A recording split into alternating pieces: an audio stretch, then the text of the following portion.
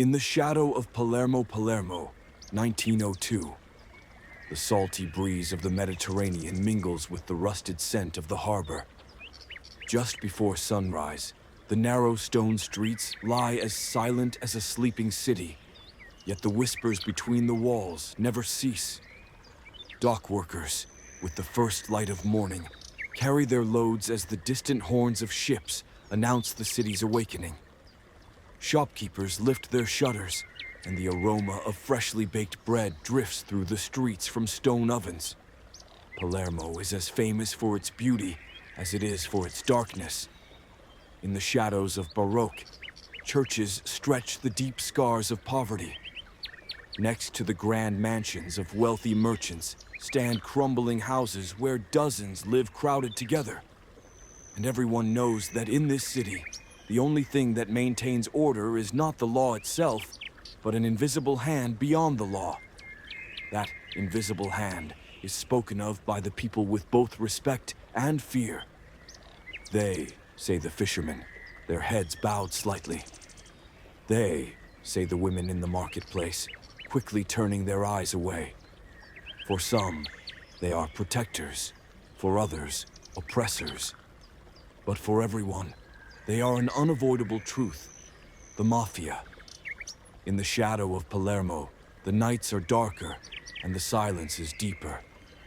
For in this city, every stone hides a secret, and at every street corner stands a watchful eye.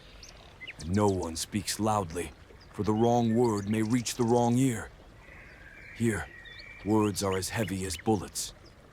Don Vittorio's table. On Sunday afternoons, in the oldest neighborhood of Palermo, behind the tall stone walls at the end of narrow streets, a deep silence reigned. It was the silence born of fear, the silence of respect. For behind those walls, in a stone mansion with a wide courtyard, sat Don Vittorio Bellanti. Don Vittorio was in his late 40s, known for his thick, neatly combed hair and the black eyes that glared from beneath dark brows that sharpened his gaze. When seated at the head of his table, he could size up a man without uttering a single word, his stare piercing straight through the soul. At his side was always his silver-engraved cane, and on the table before him, a half-filled glass of deep red wine. That table was no ordinary piece of furniture. Made of solid walnut, heavy and flawlessly carved, it had been the place where the city's most important decisions were made for years.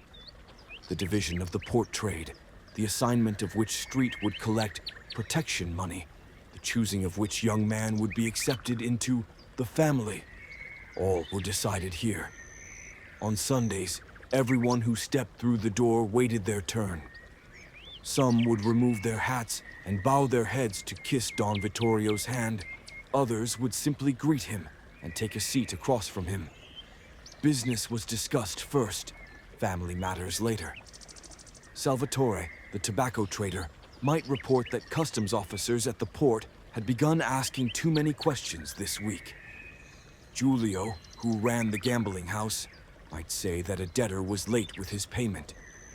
At the end of each conversation, Don Vittorio would tilt his head slightly, speak a short sentence, and everyone knew that his words were commands. The air around the table was thick with the smell of cigarette smoke and freshly cooked meat. From time to time, laughter from the kitchen would drift in, trying to lighten the heavy atmosphere inside. But no one at the table laughed much, for everyone knew the decisions that came from Don Vittorio's table could open a door to fortune for one man or bring another man's end.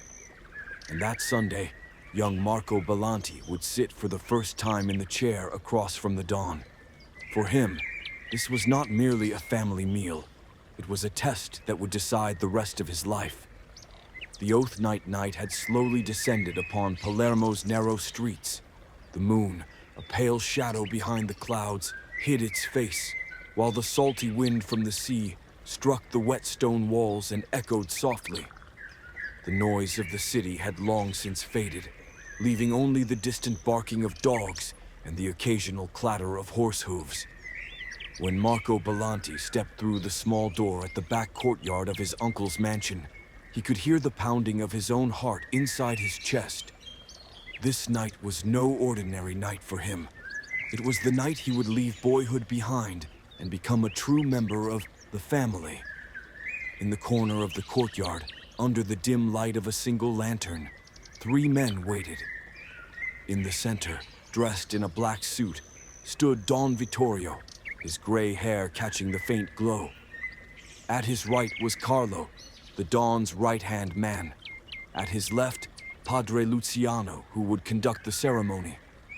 Luciano was usually the humble priest of the church, but tonight he stood not before God, but before the family. A table had been prepared. On it lay a small icon, a tiny gold-gilded image of the Virgin Mary, a plate, a candle, and a sharp pocket knife. The cold air had numbed Marco's hands, yet the tension in his chest drowned out all else. Don Vittorio walked slowly toward Marco, his steps heavy. "Tonight you will bind yourself to us with your blood," he said in a low, unwavering voice.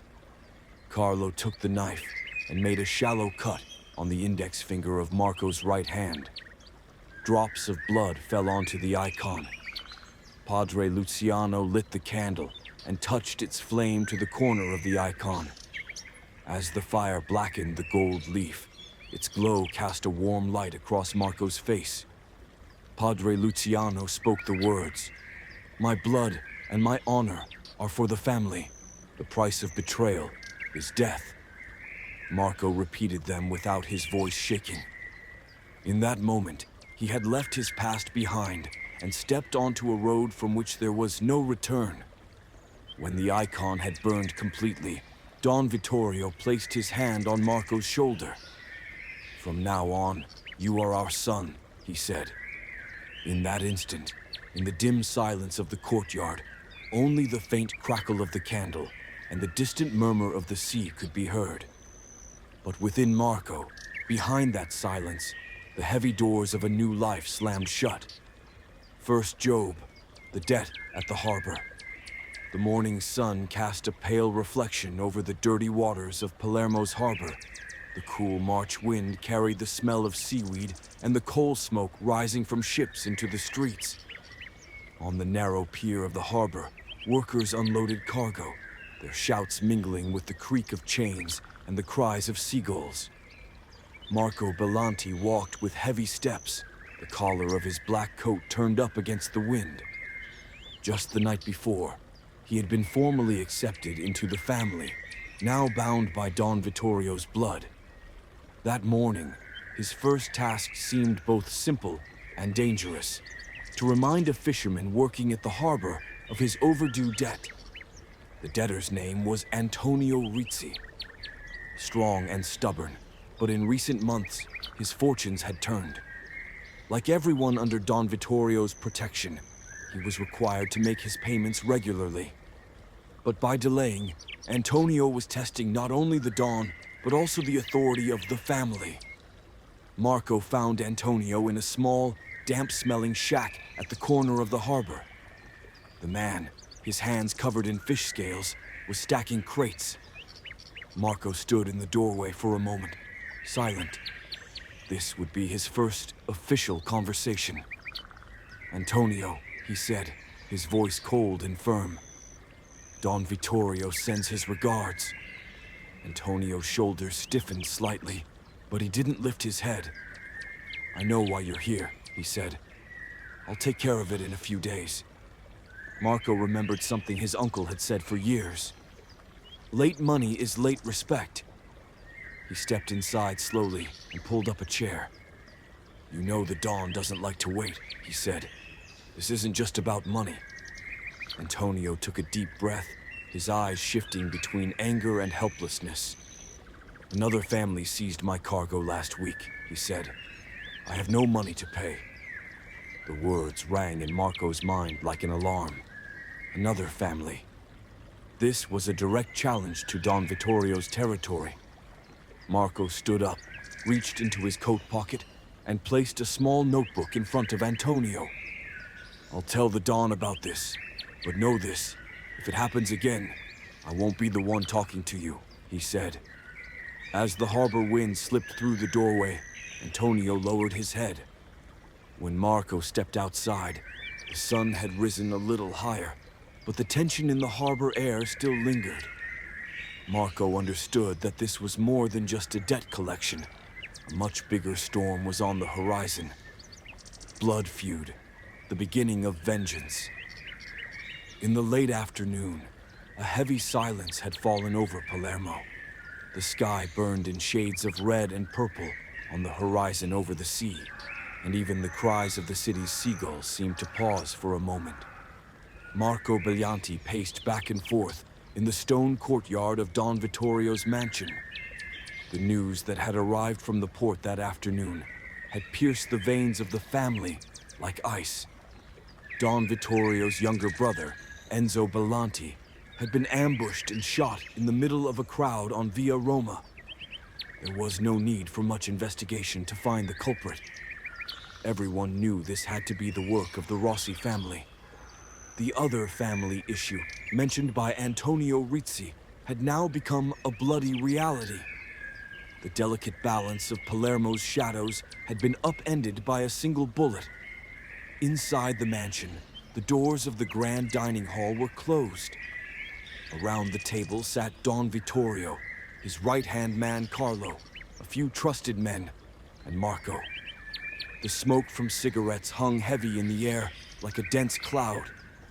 Don Vittorio's face was as cold as ever, but the fury deep in his eyes could not be concealed. "In this city, blood must be paid with blood," Don Vittorio said, his words cutting through the air like a sharp knife. "The Rossis dared to fire upon the name of Bellanti. They will pay for it." Carlo pointed to marked locations on the map in front of him. The taverns, gambling tables, and warehouses controlled by the Rossi family. The targets were listed one by one. The plan was simple, but ruthless. First strike at their sources of income, then eliminate a member of the family. Marco sat quietly at the edge of the table. This was his first time witnessing a blood feud. Inside him, fear and determination warred against each other. Enzo Bellanti was not just an uncle to Marco. He was a part of his childhood. His death had lodged in Marco's heart like a bullet. By midnight, the plan was ready. The first target was the Rossi family's small but profitable liquor warehouse at the port. 2 men would break in, subdue those inside, and set the goods ablaze. Marco had been chosen to be part of this team. At exactly 2 o'clock, the streets of Palermo were almost completely empty. As they approached the warehouse, only the distant sound of waves and occasional barking dogs could be heard. Marco gripped his pistol tightly. The cold metal helped to steady the anger that burned within him. The doors were broken down, and 3 men inside turned in shock toward the guns. Within seconds, shouting, breaking glass, and the sound of gunfire tore through the night. When Marco fired, time seemed to slow. The weight of taking a life for the first time settled heavily on his shoulders as he released the trigger. As the warehouse was consumed by flames, smoke spiraled into the sky, signaling a new era for Palermo. This was no longer merely a matter of debt. It was the beginning of a war. Final decision, the price of family. The sky over Palermo had taken on a leaden hue as twilight fell. The city's narrow streets had long since lost the morning's bustle, leaving only the faint whisper of wind between the stone walls and distant echoes of dogs barking. Don Vittorio's mansion stood quietly, its dim lights spilling from the upper floors, unbroken by the night's silence. Tonight was the night a decision would be made that would determine the fate of the family. The grand hall, unusually, was filled with light.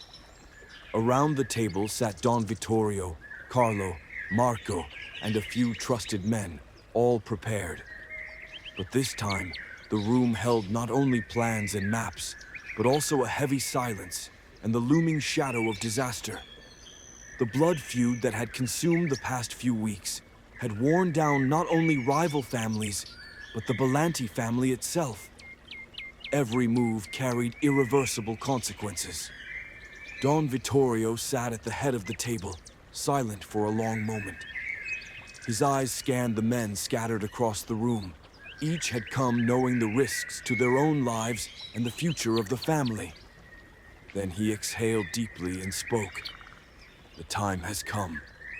The loss of a family member has only fueled our anger, but we will not be the only ones to pay the price of this war. Carlo pulled the map to the center of the table. Marked in red and blue were the territories controlled by both the Rossi family and the Bellantis. But this time, the targets were not only material, they were emotional and strategic. One wrong step could destroy the family's entire existence. Marco sat quietly at the edge of the table, aware of the turbulent emotions within him. Fear, anger, and responsibility intertwined. He was no longer a young man. As a Bellanti bound by Don Vittorio's blood, the future of the family now rested partly on his decisions. Don Vittorio tilted his head slightly and looked at Marco. You've grown, Marco. You are no longer just a boy who follows orders. We will make this decision together. At that moment, the silence in the room deepened. Marco thought of all that had happened and the lives that had been lost. Every bullet, every fire, every betrayal had exacted a heavy toll on the Bellanti family. But the greatest cost was the wounds inflicted on the human soul. After hours of discussion and strategy meetings, Don Vittorio reached his final decision. The leader of the Rossi family and their closest allies will not live past tonight. But the rest will be shown a warning. The city must understand who holds the power. The weight of the decision hung palpably in the room. Marco approached Don Vittorio and silently nodded. Everything was ready now. The next move would determine the Bellanti family's fate entirely. As the night progressed, a heavy silence settled over the streets of Palermo. But this quiet was merely the harbinger of a storm. The price of the Bellanti family would be paid, and a new era, written in blood and strategy, was about to begin. Marco placed his hand on the table, feeling both fear and resolve. He now understood that the cost of family was not only material, it was spiritual,